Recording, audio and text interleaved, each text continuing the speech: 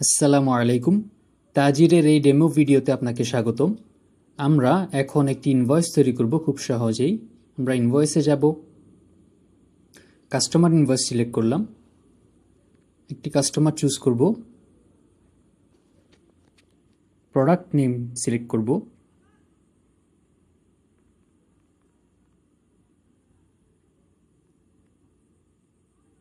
আমরা দেখতে পাচ্ছি আমাদের স্টক দেখাচ্ছে 10, আমরা 5টি এখন সেল করব। প্রাইস অ্যাডজাস্ট করব, ট্রেড ইনভয়েস বাটনে ক্লিক করব। খুব সহজে আমাদের ইনভয়েস তৈরি হয়ে গেল। ঠিক এমনিভাবেই আমরা এখানে কাস্টমার, সাপ্লায়ার এবং রিপোর্টস সব কিছু ম্যানেজ করতে পারি।